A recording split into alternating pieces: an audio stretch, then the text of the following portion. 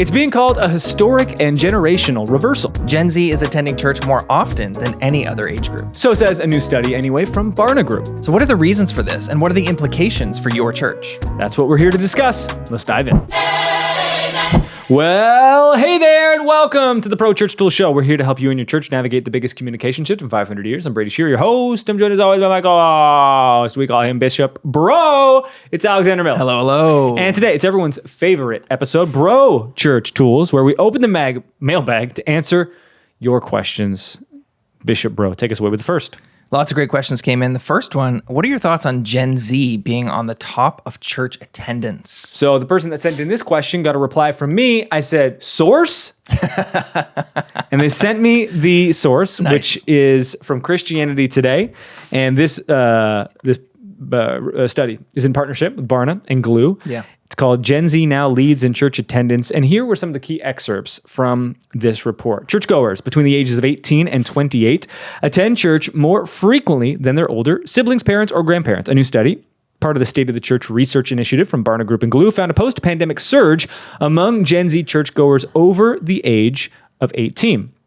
Goes on to say, today, when people born between 1997 and 2007 go to church, they attend on average about 23 services per year. I want you to keep that number in mind, okay? Gen Z, 23 services per year.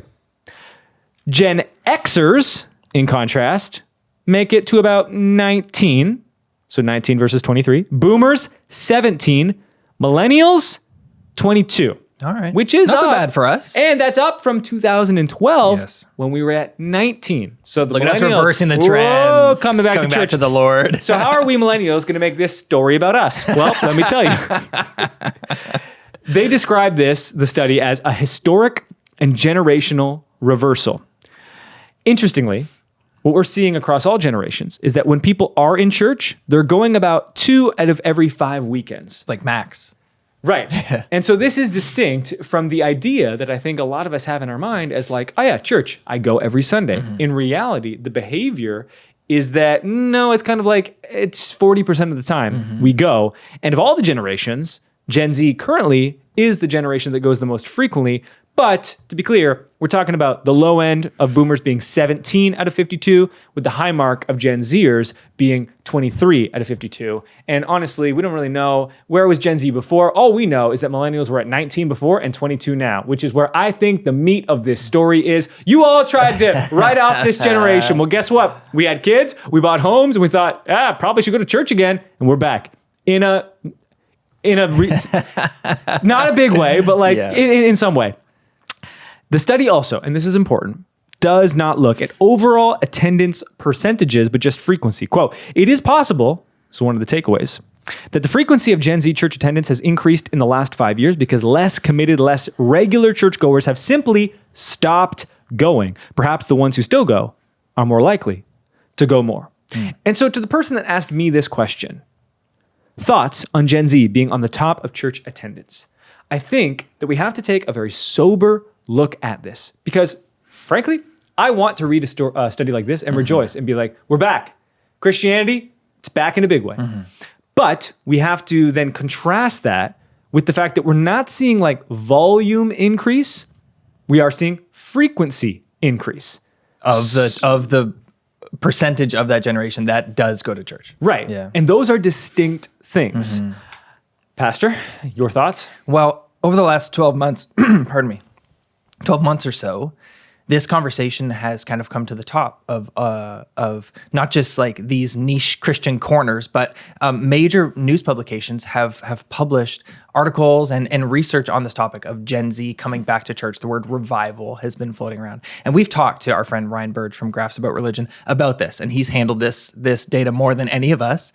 He has opinions, strong ones about it, and really good articles on his Substack if you care to read them more. But what Ryan says about this conversation is we want to believe this is true for 2 reasons. One, as Christians, we want to believe in the good news of revival. We want to see more people coming to faith in Jesus, and to see it spurred on by the younger generation is a great story for us to believe in. Secondarily, news outlets want to publish this story because for the last 20 years, they've just been running the same story, which is church attendance is down. Church attendance is down. Sucks to suck. And that's a bummer. And they just want to write something new. And so to see maybe a trend reversed or church attendance going up, that's new news. And so they want to publish it. Either way, we don't need to debate what a revival is or if this is a revival. I think what we get from this data is at least a glimmer of hope that for the folks in Gen Z, for the millennials, for folks who are showing up to church, for folks who are saying, you know what, I want to follow Jesus in community, it seems like they are showing up more than they have been. To 23 services a year, so about every other week, Gen Z going to more services per year than any other church-going generation. That is a little bit of good news. And for me, that's enough. There's enough bad news out there that I can take that little nugget of good news, hold on to it with hope, and go forward in my ministry at church, our work here at Pro Church Tools, knowing that for the younger generation that are showing up and saying, I want a little bit more from this life. I want something a little bit more spiritual, something a little bit more real than, I don't know, whatever the secular story has tried to give me. I think that's just a kernel of good news for us who have the job of preaching that good news every week. Well, spoken with true naivete. I think that, numbers don't tell us a story. Numbers are just figures. And then it's up to us to interpret and create narratives that explain them. And what's interesting about this study is that there are a lot of different narratives, as I see it, happening at once. And Alex just spoke to the glimmer of hope narrative. The other narrative is the one where, volume-wise, we're not seeing many changes there. And I have seen Ryan Burge, be called maybe a wet blanket online because he'll come in and be like, just so you know, this data needs to be contrasted with this data. And people being like, why do you want to just bring down the party? We're trying to have a fun time. And then you're coming in here with sober-minded thoughts. Yeah, he's got a graph about Gen Z showing that comparatively to other generations, they are the most likely to not believe in God with any doubts. Right. So the few left over that still do are I go to church, of course. I really care. Yeah. And this is where the importance of media literacy and at least a basic ability to parse through data becomes crucial if you are serving in church or if you're trying to parse through these numbers and allow them to inform your opinions or your worldview. And I really want to encourage and challenge everyone that's listening and watching this to, when you are parsing through data, to not conclude a binary, at least without really thoroughly diving deep. Because the headline of this is a binary, right? And we've talked about it, the binary of this title episode, the historic rise of Gen Z church attendance. Why did I use that? Because the study used that phrase. This is a historic and generational reversal. So I took that.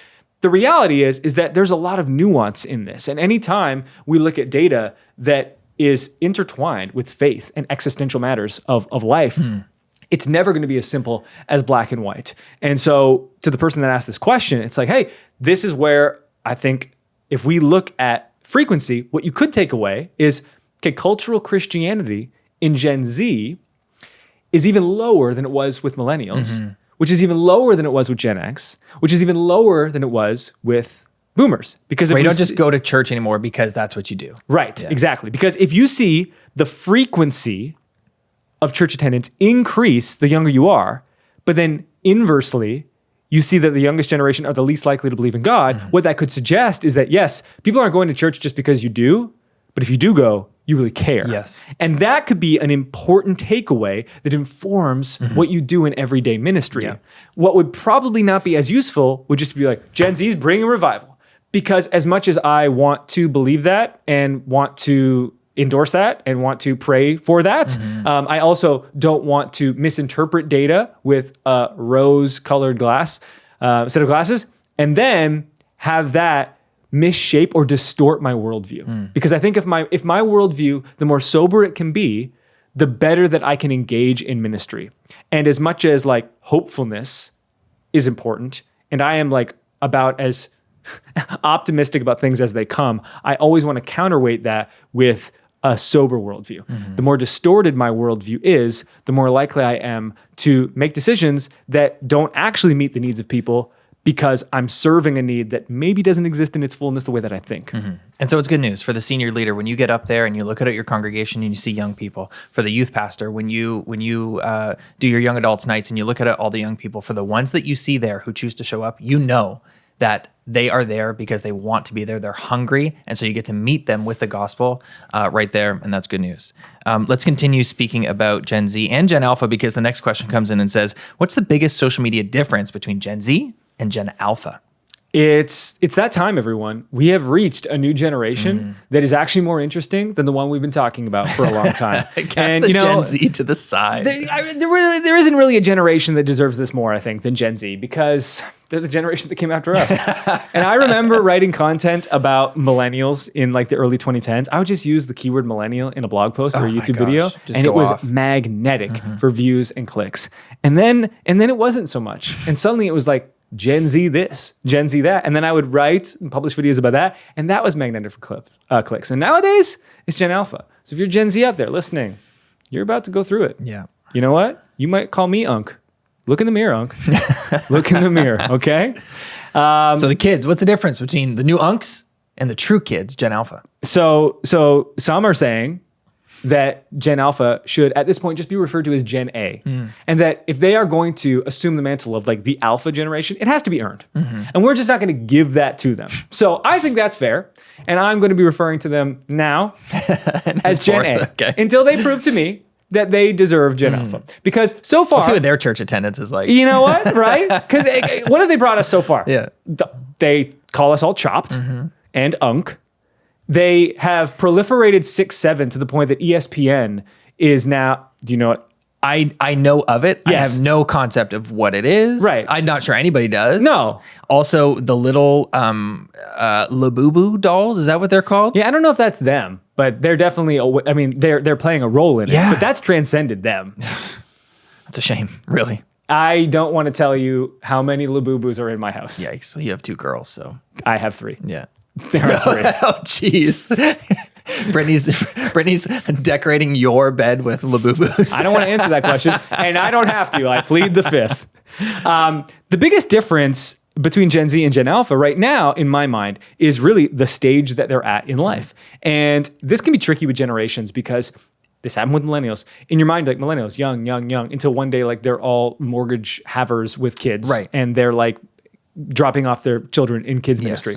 And Gen Z is like hitting that stage where like a lot of them are in the workforce now. Like in their later 20s is like an upper Gen Z. Yeah, they're all voting. Yeah. And so to think of them as like children, it's like not so much. My friend Justin, he has 2 boys, 15 and 12.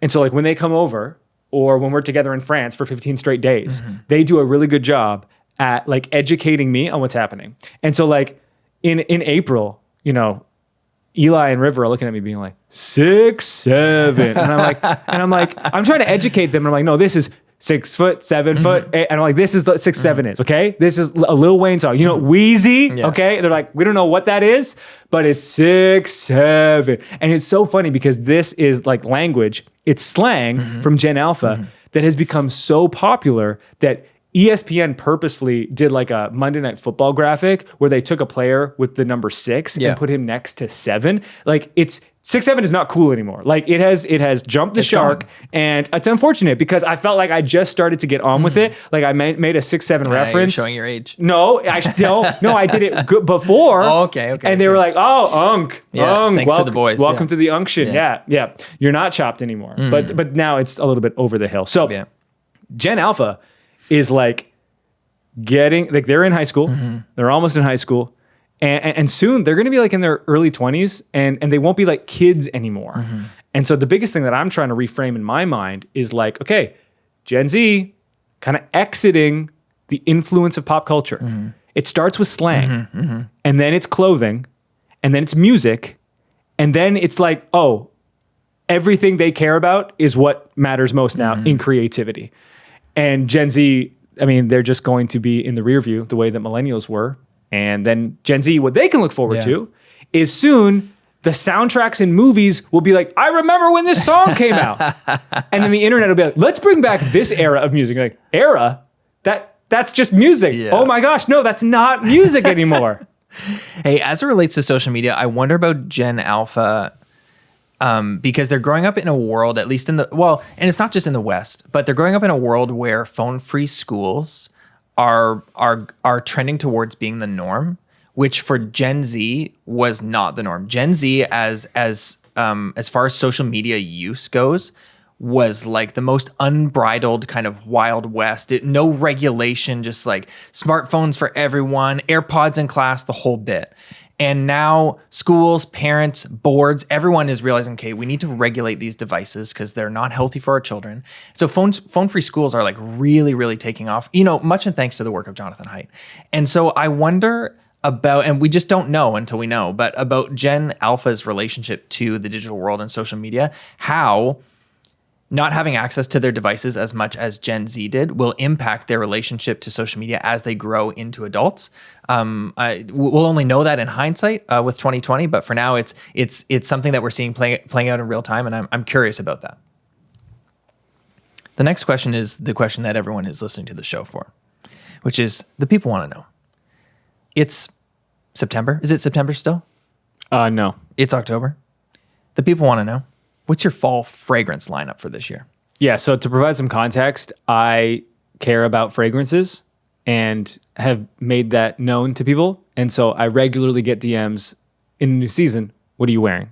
And when we started talking about fragrances on this show, when we used to do more frequent episodes of Bro Church Tools, I was surprised to hear how many of Pro Church Nation are also interested in fragrances and frag heads, as they're called. Will not, but have fragrances that you have, and there's this dialogue back and forth about fragrances. I was not expecting that when you entered into the fragosphere, as I like to call it.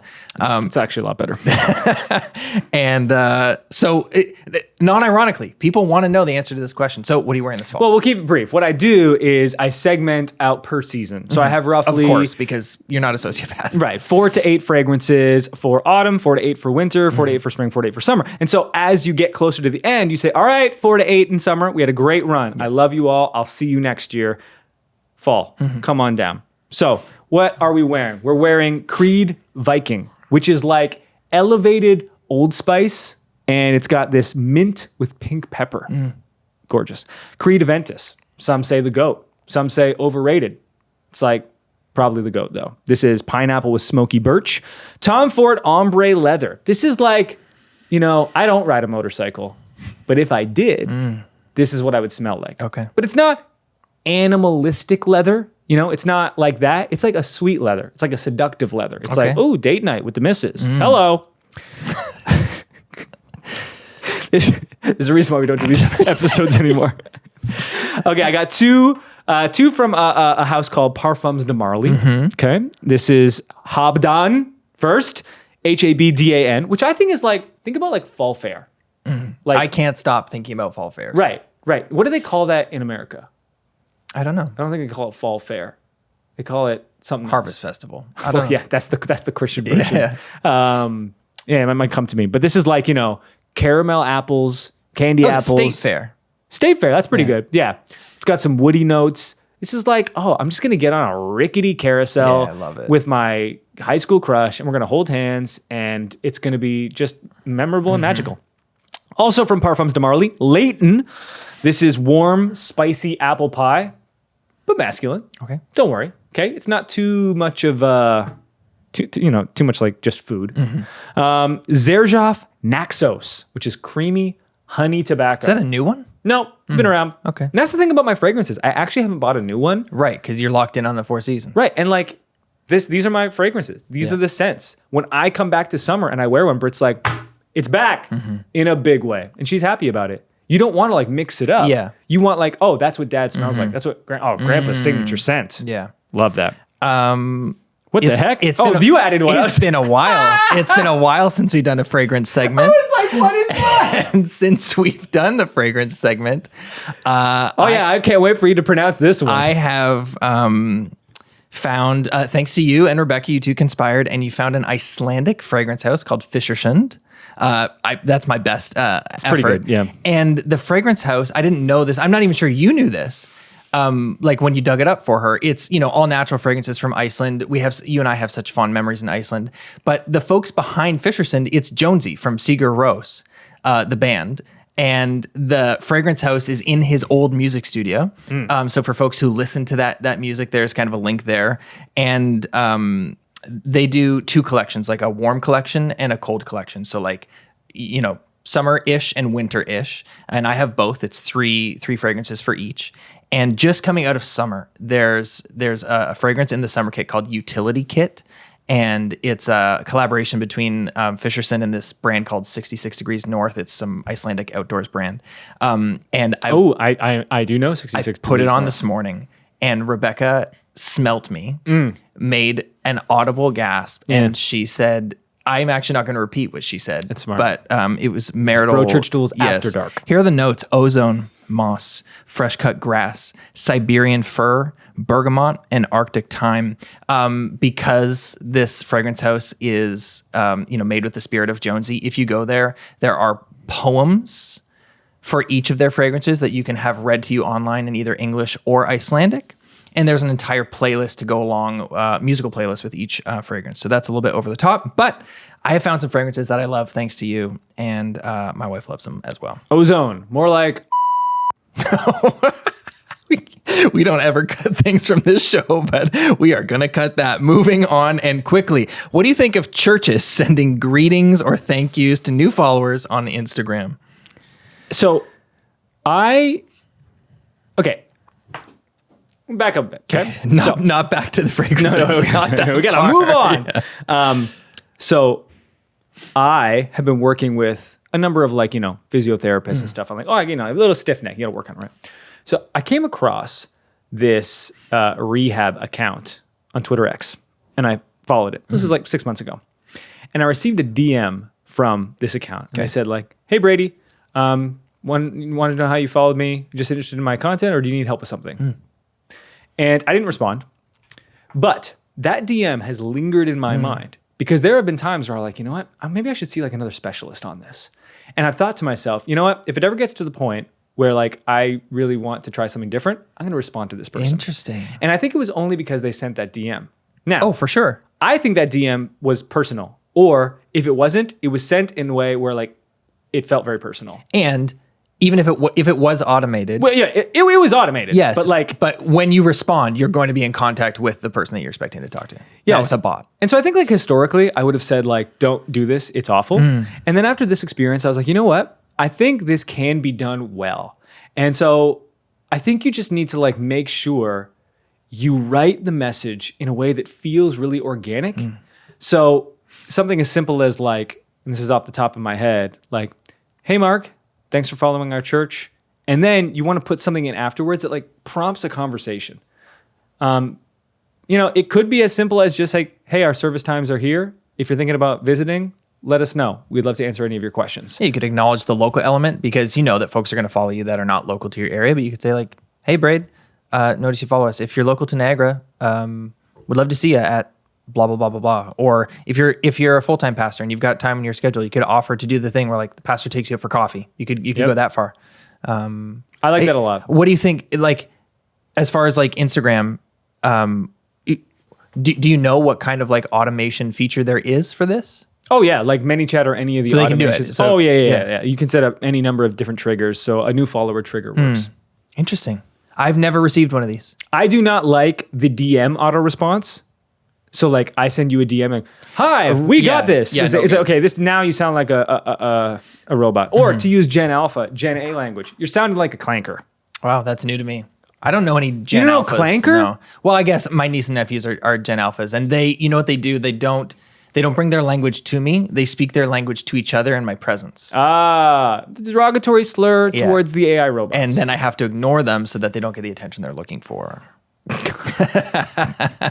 Very good. Okay, question about Facebook. This is one we get quite a bit. What is the Facebook equivalent of carousels? I have no idea why Facebook does not allow for carousels just yet. Literally the same company. What? You own Instagram. You're the same company, and carousels are the second most prioritized type of content on the Instagram platform. What are you doing? Right. They talk about how much they love like carousels on Instagram. Like, oh, it's such a great format. What about Facebook? Oh, we just have no way to format that. There's just be no way. There's no way. Because if you try to post a carousel on Facebook, what it will do is like show up as a gallery. So instead of showing like, oh, one, and I slide to the second slide to the third slide. They're happening chronologically. They're like, here's like 5 at once and then more. And they're all in the wrong order. Yeah, every time. So what we do is, let's say we had a carousel with 10 slides, and there's 2 sentences on each slide. And together, there's the title slide, which kind of has the big hook, and then the remaining 9 slides tell the story that you're trying to tell. What we do on Twitter, on Facebook, on Threads, is we'll take the first slide, and we will use that as the image of the post, and then we take the copy, the words from slides 2 through 10, whatever the remaining slides are, and we use that as the caption. Okay. We call this a text thread, and what this allows you to do is take the creative work that you've put in to make the carousel, repurpose it, and now it's going to work on multiple platforms. Yeah, that's smart. All right, moving on. What's your favorite thing about F1 after over half a season of watching? Okay, so a bit of context. I was traveling home from Australia last year on a filming trip, and I was with one of our employees, Tristan. And Tristan and I decided to do a stopover instead of doing like the flight all at once. Obviously, there's no direct flight from Toronto to Australia, but like, fly and like, just then get on a plane right away. Yeah. So we stopped over in Qatar and we stayed there for about 24 hours. And I mentioned this to one of our employees, Owen. It just kind of came up and he's like, when are you there? And I said the dates and he's like, oh, the F1 Grand Prix is there. And That's wild. I was like, what's a Grand Prix?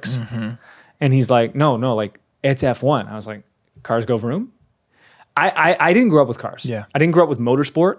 I grew up with such little understanding of like cars, like the anti-man car obsession that you would think of. Like I just didn't have that whatsoever.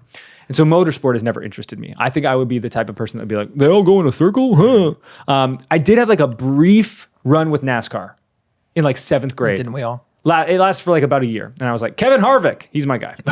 Yeah, because you know what? There were better picks. I know, and that's why I chose him. Because someone has to stand for the little guy. Now, did that transcend over to F1? No, and you'll hear why in about a second. But so Tristan and I show up, and we couldn't go to the Grand Prix. We were only there on a Saturday. So we went for the sprint race because Qatar had a sprint race, which is like, there's just like a mini race. So we show up, and we're just like in general admission, and we're like seated on like the grassy knoll that just so happens to be at turn 1. And we watched this sprint race, and I was like, okay, that was pretty cool, and like whatever. And then from there, I was like, okay, I'd like to learn like more of this sport. And over the next like few months, I became unreasonably obsessed, and we started a fantasy league because F1 Fantasy, it's a thing. It's called Pro Church Fuels. That's our league. I have watched every race. I have watched every qualifying. I have watched every sprint, and I have watched every session of free practice in every single race this year. And I can't get enough of it.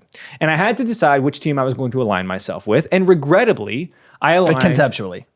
What's that? Like conceptually, not in your fantasy league, but like which team in real spiritually, life? Who am I going to align with? And so like after watching enough of like the content, I was like, I really like this Charles Leclerc guy. He seems to be like a fun vibe. He's from Monaco and cool.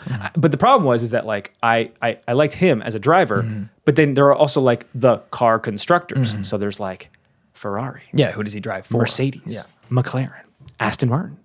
And so I was like, I probably should like both drivers. And the other driver that I thought was pretty cool was this Lewis Hamilton character from Mercedes. And I was like, oh, but they're on different teams. And then Owen was like, no, Lewis is joining Ferrari. And I was like, oh, I guess I'm a Ferrari boy now.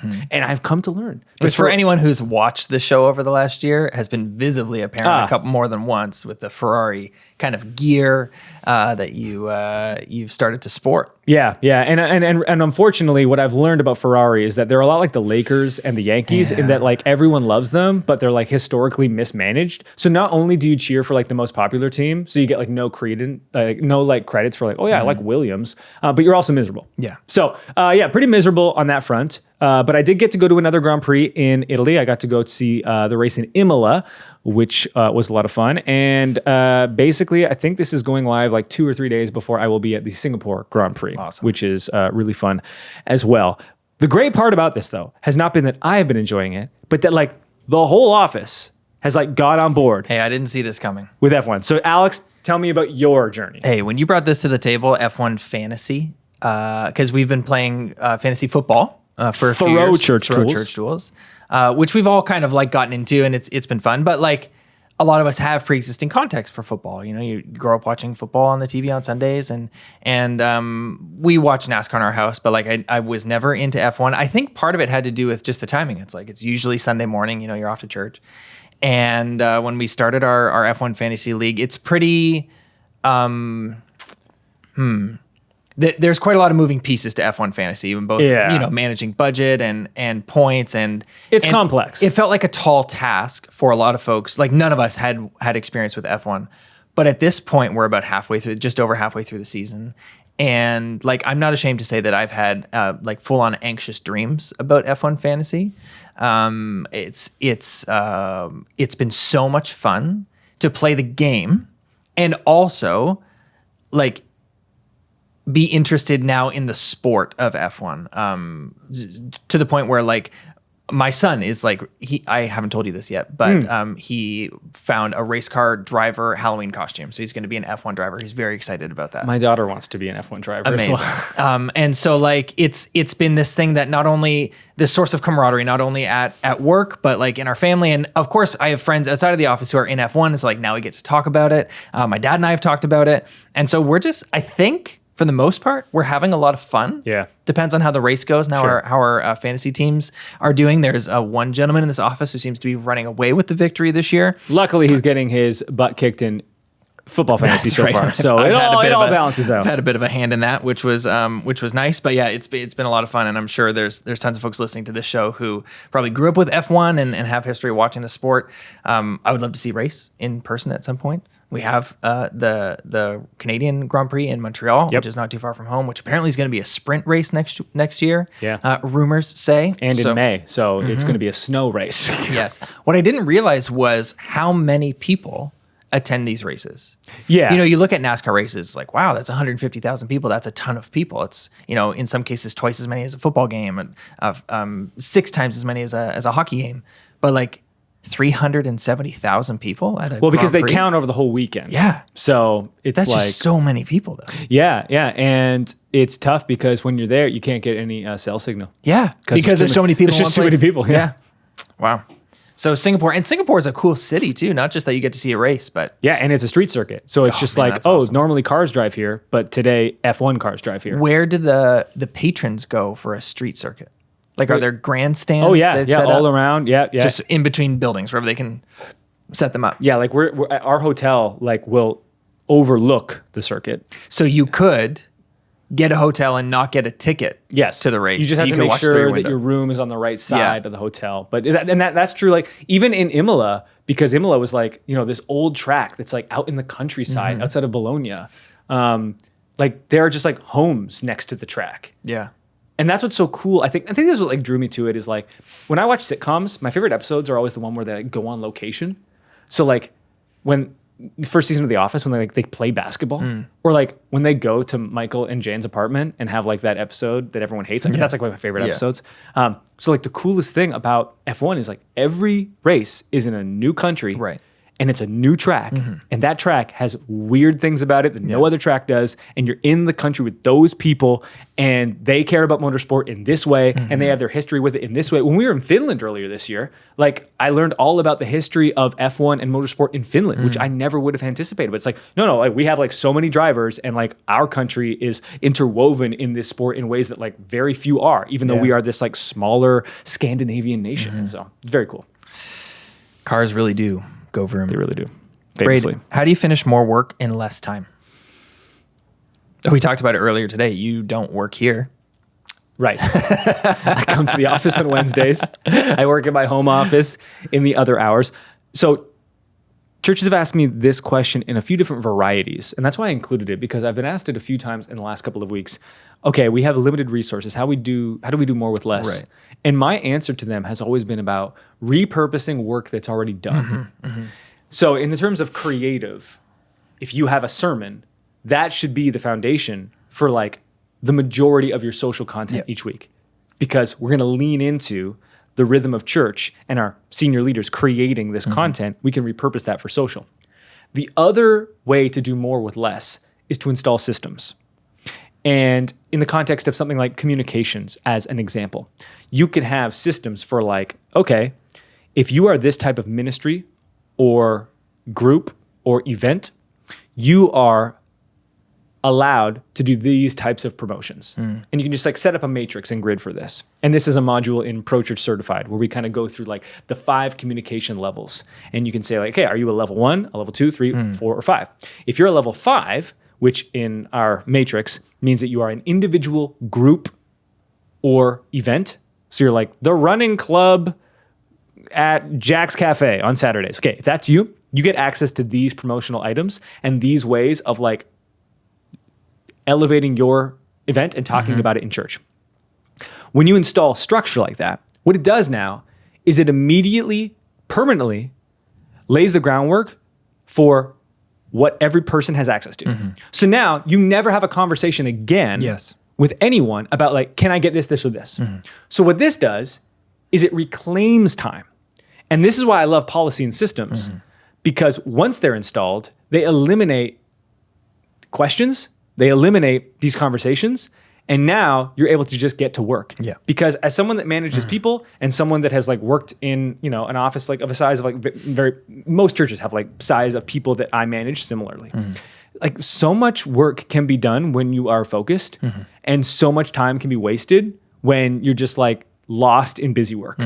And so structure and systems eliminate so much of that mess, and then repurposing work that's already done on social, like reposting your winners. Yeah, totally. Is a great way to do more with less also. I don't know what the general perception of our company is from folks, like of the size of it. You know, with all the content we do and the software we have and the products we support, like I don't know if folks think that dozens of people, hundreds of people work here. Our team is very small. And we keep it very small in some respects by a lot of intention. And for that reason, we have to do this exact thing where we have to, when there's a new task or something, we create, you know, to use like an industry term, like a standard operating procedure, which is a document that says, when we do this, this is how we do it. And in creating these resources, these systems, these structures, we do exactly what you're talking about, which is we don't have to talk around things to get them done anymore. We just get to get to work and do them because we have this set of values, this policy that's like, okay, this is how we do the thing. And so we don't have to talk about how to do the thing. We can talk about what we're doing when we're doing it, but we don't need to ever talk about how we're doing it because we have this document that says this is how we do it. That has saved us a ton of time over recent years and has really increased our productivity with the limitations that we constrain ourselves to. And that's applicable not just, you know, in software or content creation, what we do, but across the board and certainly in church. There's that special feeling that you get when you're just like in a flow state, either individually or with a team, where you're just like, we are getting so much done right now. And in the 15 years that I've managed a company and I reflect on those seasons, it's always been on the heels of great systems, great structures, and then repurposing work that's already been done. And so to me, those are the keys to doing more with less. Whether you are a quote unquote mega church that relative to a business of similar size has a much smaller budget, or you are an average size church of 65 people who relative to a business of same size would have way less budget. We are all tasked with doing more with less in church, unless you are like the very, very, very, very, very unlikely outlier. So investing in those 3 things, it's one of those things where you have to like do more work up front for the short term to then save a ton more time in the long term. I will be off next week. Where will you be? I don't know. I will be in New Zealand on a filming trip, and then there may or may not be a stopover in Singapore on the way home. Who can say? We're recording this a bit early. So we'll be off next week, but we'll be back after that on Wednesday. Thank you for your time, attention, and trust and endurance through an episode of Bro Church Tools. We'll talk to you next week. You should put the unedited clip in the bloopers at the end. So anyone who really likes it, they get to see it. Yes. Oh, I like that. Yeah.